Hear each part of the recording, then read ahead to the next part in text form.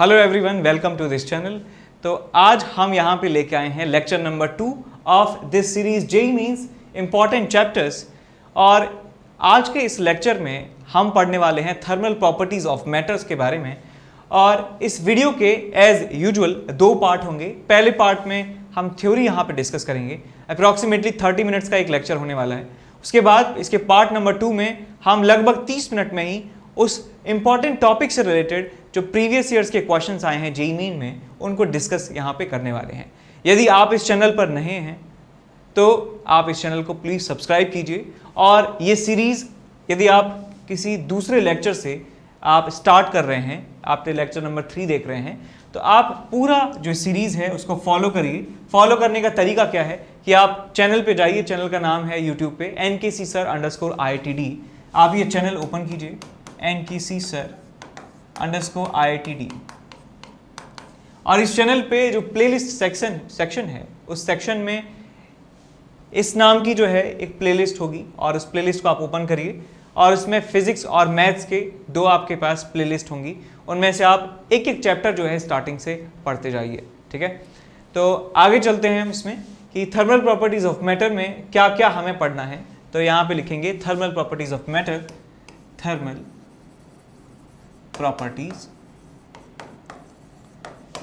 Of matter. और इसमें सबसे पहले हम बात करने वाले हैं एक्सपेंशन की, थर्मल एक्सपेंशन।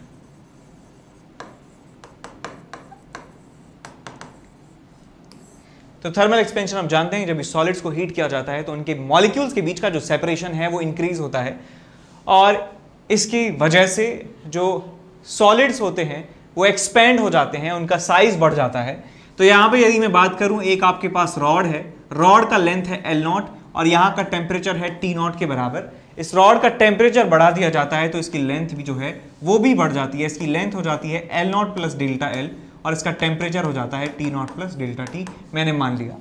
तो यहाँ पे रिजल्ट आता है कि डेल्टा L की जो वैल्यू होती है वो होती है L0 अल्फा डेल्टा T। और यदि हम फाइनल लेंथ की बात करें, final length is equal to, तो यहाँ से आता है L0 1 plus alpha delta T। ये फॉर्मूले आप याद रखें, ये चेंज इन लेंथ का है, ये फाइनल लेंथ का फॉर्मूला है। यहाँ पे अल्फा की जो वैल्यू है, अल्फा क्या है बेटा, अल्फा है coefficient of linear expansion, coefficient of linear expansion. ये इक्वेशन इस्तेमाल की जाती है 1 डायमेंशनल ऑब्जेक्ट की, जो लीनियर, जिनकी सिर्फ एक डायमेंशन होती है, ठीक है।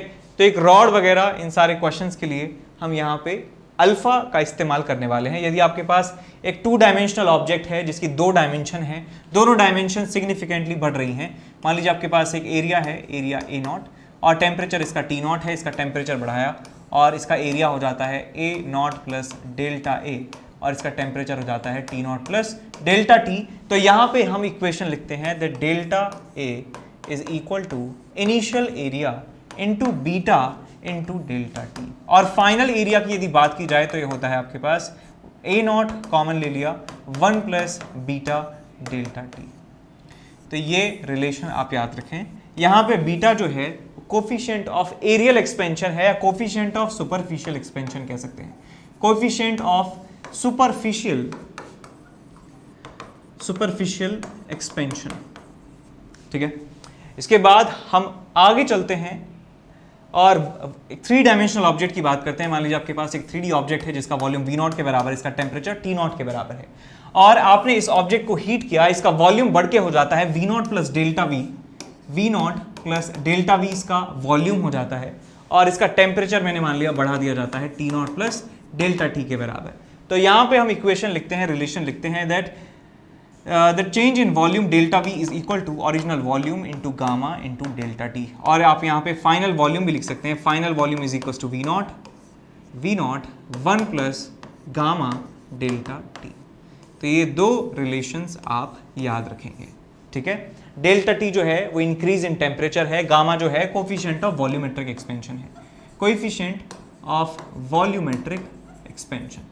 अब अल्फा बीटा गामा में एक रिलेशन भी आप याद रखें कि alpha upon 1 is equal to beta upon 2 is equal to gamma upon 3। ये रिलेशन इनमें होता है। यदि आपको एक 3D ऑब्जेक्ट के लिए अल्फा दिया है तो आप वहां से गामा निकाल सकते हैं। आपको एक 2D ऑब्जेक्ट के लिए अल्फा दिया है तो आप बीटा निकाल सकते हैं, बीटा दिया है तो अल्फा निकाल सकते हैं।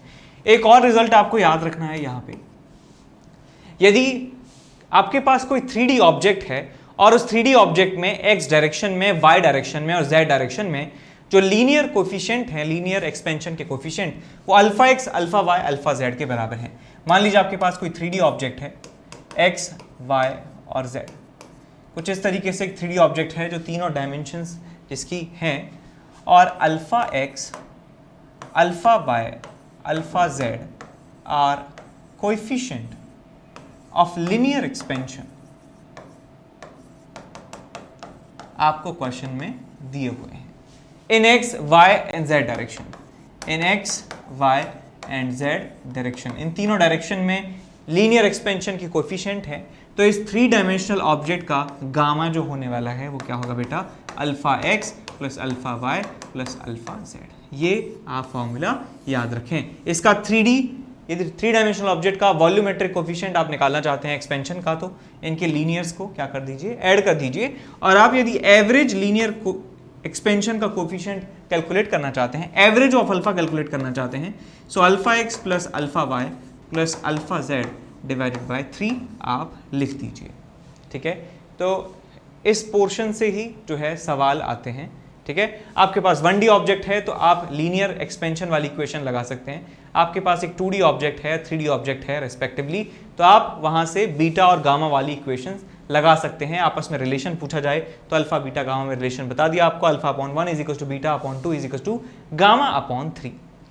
तो नेक्स्ट यहाँ पे पढ़ने जा रहे हैं हीट ट्रांसफर के बारे में। हीट ट्रांसफर में हम फोकस करेंगे कंडक्शन के बारे में। ठीक है, कंडक्शन के ऊपर ही हम फोकस करने वाले हैं। तो कंडक्शन आप सब लोग जानते हैं कि ये एक ऐसा मोड ऑफ हीट ट्रांसफर है जिसमें मटेरियल की, मीडियम की आवश्यकता होती ही होती है। तो यहाँ पे मैंने आपके सामने एक रॉड बनाई है। रॉड के इस तरफ का जो टेम्परेचर है वो लेट्स से मान लीजिए T1 के बराबर है, और इस तरफ का जो टेम्परेचर है वो मेंटेन्ड है T2 के बराबर, और T1 की वैल्यू ज़्यादा है T2 के बराबर, T2 से ज़्यादा है T1 की वैल्यू। इसका मतलब ये वाला पार्ट हॉटर है, ये वाला पार्ट कोल्डर है। तो हीट जो है हायर टेम्परेचर से लोअर टेम्परेचर की तरफ फ्लो होती है इन कंडक्शन। यहाँ जो मॉलिक्यूल्स हैं, जो इलेक्ट्रॉन्स हैं, फ्री इलेक्ट्रॉन्स, वो एक्चुअल में मूव नहीं करते हैं बल्कि अपने पड़ोसियों से कोलाइड करते रहते हैं और एनर्जी का ट्रांसमिशन करते हैं एक जगह से दूसरी जगह पर। एनर्जी मूव करती है बट मॉलिक्यूल्स मूव नहीं करते हैं, ये बात भी आप याद रखें। हीट का फ्लो जो है हायर टेम्परेचर से लोअर टेम्परेचर की तरफ होता है। तो मैंने माना कि इस पॉइंट पर जो x is equal to x है, ये x बराबर 0 मैंने मान लिया इस पॉइंट को, x is equal to x, और यहाँ पर एक मैंने लाइन बना दी basically, x is equals to x plus d x. x और x प्लस डी एक्स, इनके बीच में जो छोटा सा सेक्शन है उसकी विड्थ कितनी हो गई बेटा, dx के बराबर विड्थ हो गई। इस पॉइंट का टेम्परेचर जो है मैंने मान लिया T के बराबर है। इस पॉइंट का टेम्परेचर मैं कह सकता हूं T प्लस dt के बराबर होगा। अब भाई ये dt है, यहाँ पे निगेटिव है, इसका मतलब ये टेम्परेचर ज्यादा है, ये टेम्परेचर कम है। इसका मतलब हीट इस छोटे से सेक्शन में लेफ्ट से राइट डायरेक्शन में जा रही होगी। हीट जा रही होगी बेटा इस तरीके से हीट जाती है हाई टेम्परेचर से लो टेम्परेचर के बीच में। मैंने छोटा सा एलिमेंट यहां पे लिया, इस एलिमेंट में मैं हीट का फ्लो देख रहा हूं कि हीट कैसे जा रही है, इधर से इधर जा रही है। तो हीट का फ्लो किस रेट से हो रहा है, किस रेट से, किस रफ्तार से हीट का फ्लो हो रहा है इस छोटे से सेक्शन में, यदि ये हम पता लगा लेते हैं तो हम एक बड़े ऑब्जेक्ट के थ्रू कितना तेजी से हीट जा रही है वो भी हम निकाल सकते हैं बाद में। तो हम छोटे से एलिमेंट के लिए बात करें तो हीट के फ्लो होने का जो रेट है, हीट के फ्लो होने की रफ्तार कि इतने से पार्ट में कितनी तेजी से हीट गई है, dq बाई dt। dq क्या है, एनर्जी है, dt क्या है, टाइम है। वो होता है किसके बराबर, minus of ka dt by dx, minus of ka dt by dx। इसे फोरियर लॉ ऑफ कंडक्शन कहा जाता है। यहाँ पे k जो है बेटा ये थर्मल कंडक्टिविटी है, थर्मल कंडक्टिविटी। ये जो a है बेटा ये है आपके पास cross sectional area. Cross sectional area, cross sectional area का मतलब यहां पर है कि जितने एरिया से हीट को जाना पड़ रहा है, यानी कि ये वाला एरिया जो है वो क्या है बेटा, a है यहाँ पे। dt by d x, dt का मतलब टेम्परेचर में कितना डिफरेंस है यहाँ पे, dx का मतलब ये जो विड्थ है dx, और इस पूरी क्वांटिटी को dt बाई डी एक्स को कहा जाता है टेम्परेचर ग्रेडियंट, टेम्परेचर ग्रेडियंट इसे कहा जाता है। ठीक है साहब, ये बात सबको समझ में आ गई, के A D T by d x.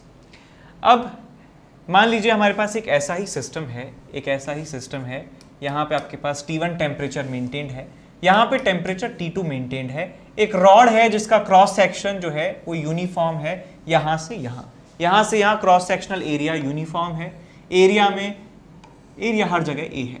ठीक है, और ये x बराबर 0 मैंने मान लिया इस पॉइंट को, x इज इक्वल टू 0, ये मैंने मान लिया है x is equal to capital L है, इसका मतलब रॉड की लेंथ हम बता रहे हैं इनडायरेक्टली, ये L के बराबर रॉड की लेंथ है। रॉड की थर्मल कंडक्टिविटी में K के बराबर मान लेता हूं, रॉड का क्रॉस सेक्शनल एरिया में A के बराबर मान लेता हूं। ठीक, अब एक ऐसा समय आता है कि जब हर एक पार्ट जो है इस रॉड का, उसका टेम्परेचर बढ़ना बंद हो जाता है। तो हम पहले यदि बात करें, जब भी आप रॉड को हीट करते हैं एक एंड से दूसरे एंड की तरफ, तो रॉड का हर एक पार्ट जो है वो एक अपना टेम्परेचर बढ़ाता है और जो एनर्जी है वो आगे ट्रांसफर कर देता है। एनर्जी दो काम में आती है, एनर्जी एक तो खुद का टेम्परेचर बढ़ाती है, रॉड का टेम्परेचर बढ़ाने के काम आती है, और वो एनर्जी आगे ट्रांसमिट होती है।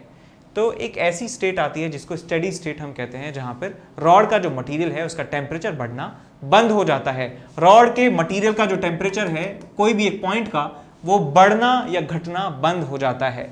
ठीक है, तो यहाँ पे मैंने मान लिया कि एक पॉइंट है और इस पॉइंट की पोजीशन है x is equal to x, तो यहाँ का टेम्परेचर बढ़ना बंद हो जाएगा कुछ समय के बाद, और उस स्टेट को स्टेडी स्टेट कहा जाता है। स्टेडी स्टेट में जो हीट का फ्लो है, हीट की जो फ्लो होने की रफ्तार है वो कांस्टेंट हो जाती है। सो dq बाई dt हो जाता है कांस्टेंट, dq बाई dt हो जाता है कांस्टेंट इन स्टेडी स्टेट।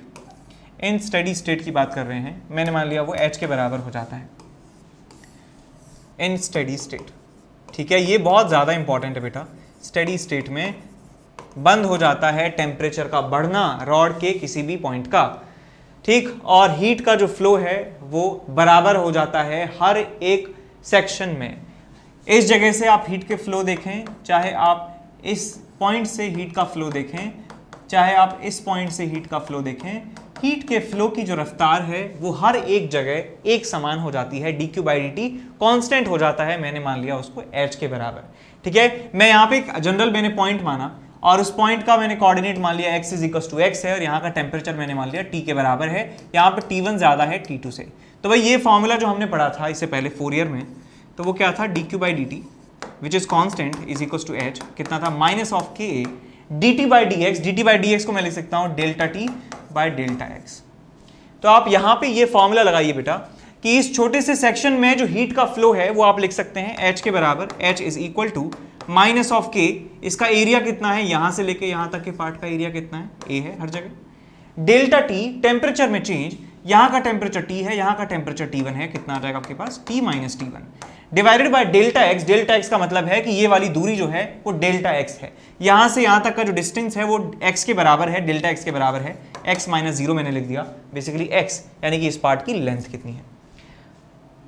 और मैं कहूं कि इस पूरी रॉड के अंदर से जो हीट का फ्लो है उसका रेट बताइए, तो मैं कहूंगा ये भी कितना है, dq बाई dt है, बिकॉज स्टेडी स्टेट हम यहां पर मान रहे हैं, स्टेडी स्टेट मान रहे हैं। तो इस पार्ट में से जो हीट जाएगी, चाहे इस पार्ट में से जो हीट जाएगी, इस पार्ट में से जो हीट जाएगी, इस पार्ट में से जो हीट जाएगी, हर एक पार्ट में से जो हीट के फ्लो होने का रेट है वो बराबर है। तो मैं यहां से यहां इस बड़े सेक्शन में से हीट रेट निकाल रहा हूं जो कि h के बराबर ही होगी। फॉर्मूला वही रहेगा, माइनस ऑफ के delta t by delta x। Delta t बताइए, फाइनल माइनस इनिशियल, कितना आ जाएगा, T2 minus T1 divided by delta x, x final minus x initial, L minus 0। अब ये हीट इस आपस में बराबर हैं, तो हम इन इक्वेशंस को सॉल्व कर सकते हैं और आपको मिलता है टेम्परेचर T, किसी जनरल पॉइंट पर टेम्परेचर T की जो वैल्यू है आपको मिलती है T1 minus T2 x upon L। ये आपको रिजल्ट मिलता है, ये रिजल्ट आपको याद रखना है।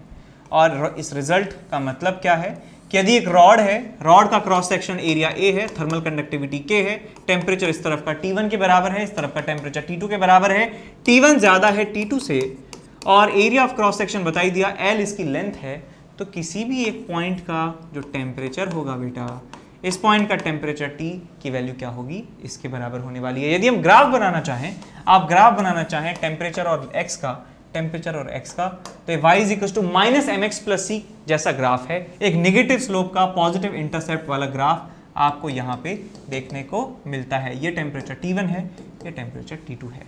ठीक साहब, याद रखेंगे इस फॉर्मूले को। अब इसके बाद हम इस फॉर्मूले को पीछे वाले फॉर्मूले को, ये वाला जो फॉर्मूला है स्टेडी स्टेट में, इसको थोड़ा सा और सजा के लिखने वाले हैं। इन स्टेडी स्टेट बात करें, इन स्टेडी स्टेट जो h होता है dq/dt वो कांस्टेंट हो जाता है हर एक पार्ट से, उसकी वैल्यू हो जाती है -k a delta t by delta x, delta t by delta x।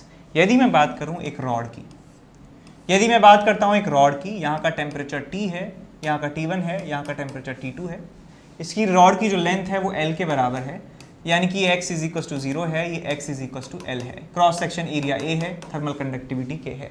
तो इस रूल को मैं लिख सकता हूँ स्टेडी स्टेट में h is equal to minus of Ka, temperature में जो डिफरेंस है delta T divided by L लिख सकता हूँ।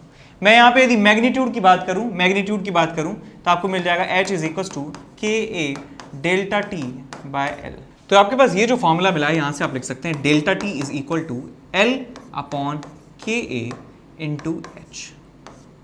ये रिजल्ट आपको यहाँ पे मिल जाता है। यदि इस फॉर्मूले को कंपेयर किया जाए Ohm's law in current electricity, तो आपको मिलता है delta V is equal to I into R. मिलता है आपको डेल्टा V क्या होता है, वहां पे मॉड होता है, यानी कि higher potential minus lower potential, potential difference का magnitude is equal to I into R, potential difference का magnitude is equal to I into R. इस डेल्टा V को V लिख दीजिए, कंफ्यूजन नहीं होगा, V is equal to I R. यहां पे क्या है, डेल्टा T का मतलब टेम्परेचर में डिफरेंस, पॉजिटिव क्वांटिटी, टेम्परेचर में डिफरेंस यानी कि बड़ा ज्यादा माइनस छोटा, L upon K into H। H क्या है, हीट रेट, हीट रेट यानी कि हीट के फ्लो होने का रेट, dq/dt। यहाँ पे करंट जो है, करंट क्या होता है, चार्ज के फ्लो होने का रेट, d स्मॉल q/dt। तो यहाँ पे h और यहाँ पे I, यहाँ पे v, यहाँ पे डेल्टा T आपस में बराबर हैं, तो मैं कह सकता हूँ जो यहाँ पे R का मतलब था इलेक्ट्रिकल रेजिस्टेंस, वही यहाँ पे L अपॉन Ka का मतलब है। तो L अपॉन Ka जो क्वांटिटी है, इसे थर्मल रेजिस्टेंस कहा जाता है। तो यहाँ पे क्वांटिटी हम डिफाइन करते हैं R थर्मल, और इसकी वैल्यू होती है L अपॉन Ka एक रॉड के लिए। एक रॉड जिसका क्रॉस सेक्शनल एरिया A है, लेंथ L है, थर्मल कंडक्टिविटी K है, तो उसका थर्मल रेजिस्टेंस होता है L अपॉन Ka। और हम यहाँ पे लिख सकते हैं ये बात, हीट करंट का मतलब H is equal to temperature में difference divided by thermal resistance. ये फॉर्मूला यहाँ पे निकल के आता है। ठीक है, इसके बाद हम पढ़ते हैं combination of conductors. Combination of conductors हम यहां पे पढ़ने वाले हैं, कॉम्बिनेशन ऑफ कंडक्टर्स। तो मान लीजिए आपके पास सीरीज में दो कंडक्टर कनेक्टेड हैं, सीरीज कॉम्बिनेशन। आपके पास एक कंडक्टर है इस तरीके से, इस कंडक्टर की लेंथ मैंने मान ली L1 के बराबर है, इसका थर्मल कंडक्टिविटी K1 के बराबर है, और इसके साथ में जुड़ा है एक दूसरा कंडक्टर जिसका लेंथ जो है वो L2 के बराबर है, जिसका क्रॉस सेक्शनल एरिया A के बराबर है, इसका भी A के बराबर है, इसका थर्मल कंडक्टिविटी K2 के बराबर है। आपको ये बताना है कि इन दोनों रॉड की जगह यदि मैं एक सिंगल रॉड रखना चाहूँ सेम फिजिकल साइज की, तो उसका इक्विवेलेंट थर्मल कंडक्टिविटी कितना होगा। आपको बताना है कि K1 K2 का K इक्विवेलेंट कितना होगा। ठीक, तो कैसे कैलकुलेट करना है, आप इनको मान लीजिए ये रेजिस्टर्स ही हैं, जैसे हमने यहाँ ओम्स लॉ से इनको कंपेयर किया था, ऐसे ही हम इनको यहाँ पे मान लेते हैं कि ये रेजिस्टर्स ही हैं। और सीरीज कॉम्बिनेशन में इक्विवेलेंट रेजिस्टेंस का फॉर्मूला बच्चा जानता है, R equivalent is equal to R1 plus R2। So R1 इसका पता है L1 अपॉन K1A, इसका पता है रेजिस्टेंस L2 अपॉन K2A, इनका इक्विवेलेंट आप निकाल सकते हैं। तो फाइनल हमें एम क्या है हमारा, कि हम इस फिजिकल साइज की एक रॉड लाना चाहते हैं, एक कंडक्टर लाना चाहते हैं सेम फिजिकल साइज का। सेम फिजिकल साइज से मतलब क्या है कि L1 प्लस L2 तो उसकी लेंथ हो और इसका एरिया इतना ही हो और इसका K की जो वैल्यू है K इक्विवेलेंट के बराबर हो। तो इसका और इसका रेजिस्टेंस का जो समीशन है R1 प्लस R2 वो R इक्विवेलेंट के बराबर होना चाहिए। वही आप यहाँ पे लिख दीजिए, R equivalent is equal to R1 plus R2। R की वैल्यू क्या होती है बेटा, L अपॉन KA। इसका बताइए क्या लिखूंगा मैं, L1 upon K1 into A plus L2 upon K2 into A और इज इक्वल टू लेंथ कितनी है इसकी total, L1 plus L2 divided by K equivalent into A सब कैंसिल आउट हो जाएंगे और आपको यहां से K इक्विवेलेंट की वैल्यू पता चल जाएगी। ठीक है, आप कैलकुलेट कर सकते हैं, बड़ा आसान है। इसके बाद हम पढ़ते हैं पैरेलल कॉम्बिनेशन ऑफ कंडक्टर्स। दूसरा हमारे पास है पैरेलल कॉम्बिनेशन।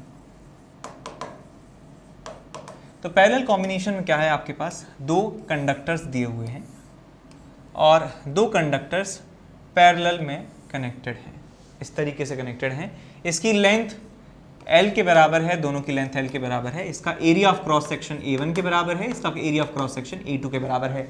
हीट इसमें ऐसे जाने वाली है, इस साइड से हीट आएगी और इस साइड से बाहर निकलने वाली है। इसका जो थर्मल कंडक्टिविटी है K1 मैंने मान लिया, इसका K2 के बराबर मान लिया। और हम ये चाहते हैं कि सेम फिजिकल साइज का एक हमारे पास सिंगल रॉड होना चाहिए, सिंगल कंडक्टर होना चाहिए, सेम फिजिकल साइज। यहां पे वर्ड इंपॉर्टेंट है, सेम फिजिकल साइज। यानी हम एक सिंगल पीस बनाना चाहते हैं और जिसका थर्मल कंडक्टिविटी K इक्विवेलेंट के बराबर हो, जिसका एरिया A1 प्लस A2 के बराबर हो और जिसकी लेंथ L के बराबर हो। तो हम पैरेलल कॉम्बिनेशन में फॉर्मूला जानते हैं रेजिस्टेंस का फॉर्मूला होता है 1 upon R equivalent is equal to 1 upon R1 plus 1 upon R2। तो यहाँ पे आप लिख सकते हैं 1 upon R equivalent is equal to 1 upon R1 plus 1 upon R2। ऐसे ही आप रेजिस्टेंस की तरह मान के इसको सॉल्व कर सकते हैं। रेजिस्टेंस का फॉर्मूला L अपॉन KA होता है, तो बन जाएगा KA अपॉन L, तो बन जाएगा आपके पास K equivalent KA by L, A1 plus A2 divided by L is equal to K1 A1 by L plus K2 A2 by L। अब इसको सॉल्व आप कर लेंगे तो आपको K इक्विवेलेंट की वैल्यू मिल जाएगी। L जो है सब कैंसिल आउट हो जाएगा, you will get your K equivalent का वैल्यू। ठीक है, इसको निकाल के अपनी कॉपी में लिख लेना, फॉर्मूले साथ साथ लिखते जाना जो इंपॉर्टेंट टॉपिक्स के हैं। एग्जाम से एक दिन पहले 2 दिन पहले ये आपके काम आने वाले हैं। ठीक है जी, अब इसके बाद हम आगे चलते हैं। नेक्स्ट हमारे पास है कैलोरीमेट्री। अब कैलोरीमेट्री जो है वो काफ़ी छोटा टॉपिक है। इसमें सबसे पहले हम पढ़ने जा रहे हैं स्पेसिफिक हीट कैपेसिटी के बारे में। स्पेसिफिक हीट कैपेसिटी, इसका फॉर्मूला सबको याद होना चाहिए, रटा होना चाहिए। स्पेसिफिक हीट कैपेसिटी, इसको S से डिफाइन किया जाता है। और कैसे डिफाइन करते हैं कि एक आपके पास यूनिट मास के सब्सटेंस का टेम्परेचर यूनिट आपको चेंज करना है, यूनिट डिग्री से चेंज करना है, तो उसमें कितना हीट हमें देना पड़ता है, उसे स्पेसिफिक हीट कैपेसिटी कहा जाता है। और इसका फॉर्मूला होता है Q upon M delta T। और इसको ऐसे भी लिखा जा सकता है Q is equal to MS delta T। इस फॉर्मूले का मतलब आपको पता होना चाहिए, फॉर्मूला बोलना चाहिए अपने आप कि M मास की सब्सटेंस जिसका स्पेसिफिक हीट कैपेसिटी S है, टेम्परेचर उसका डेल्टा T बढ़ाना चाहते हैं तो कितना हीट देना होगा, Q के बराबर हीट देना होगा। उसके बाद एक और टर्म है जिसका नाम है हीट कैपेसिटी। और इसको डिफाइन किया जाता है कि एक ऑब्जेक्ट है जिसका टेम्परेचर आपको यूनिट डिग्री से बढ़ाना है तो कितना हीट देना होता है, और इसको C से डिफाइन किया जाता है। तो C की वैल्यू होती है आपके पास Q अपॉन डेल्टा T। तो यहाँ से आता है आपके पास Q is equal to C delta T। ठीक, तो ये रिजल्ट आप याद रखेंगे। इसके बाद आता है आपके पास लेटेंट हीट। नेक्स्ट इसके बाद एक क्वांटिटी है that is called latent heat. तो ऐसा पाया जाता है कि जब हम एक स्टेट से दूसरी स्टेट में चेंज करते हैं, किसी मटेरियल को हीट करते हैं या चिल करते हैं, मान लीजिए आपके पास आइस है और आइस को आप कन्वर्ट कर रहे हैं वाटर में, आप हीट कर रहे हैं आइस को। तो एक ऐसा सिचुएशन आता है कि जब आइस का टेम्परेचर, आपके सिस्टम का टेम्परेचर बदलता नहीं है लेकिन हीट आप जो देते जा रहे हैं वो एब्जॉर्ब होती जा रही है। सो स्टेट चेंज में कांस्टेंट टेम्परेचर पर जो एनर्जी लगती है, जो हीट की रिक्वायरमेंट होती है, उसे पर यूनिट मास को कहा जाता है लेटेंट हीट। तो मान लीजिए आपके पास एक आइस है और यहाँ पे आपके पास वाटर है और टेम्परेचर 0 डिग्री सेल्सियस है, तो जितनी हीट इसमें लगती है पर यूनिट मास Q/m, उसे लेटेंट हीट कहा जाता है। लेटेंट हीट इसे कहा जाता है, Q की वैल्यू आती है आपके पास m/L। ठीक, कांस्टेंट टेम्परेचर पर स्टेट में चेंज जब हम करते हैं तो पर यूनिट मास जितनी एनर्जी की आवश्यकता होती है उसे लेटेंट हीट कहा जाता है। ठीक है, लेटेंट हीट। आगे इसके बाद चलते हैं, प्रिंसिपल ऑफ कैलोरीमेट्री पढ़ते हैं। प्रिंसिपल ऑफ कैलोरीमेट्री, ये बहुत ही सीधा साधा सा प्रिंसिपल है। क्या प्रिंसिपल है जी? आपके पास मान लीजिए दो तरीके के सिस्टम है, दो लिक्विड हैं जिनके टेम्परेचर्स अलग अलग हैं। एक का टेम्परेचर ज़्यादा है और एक का टेम्परेचर कम है।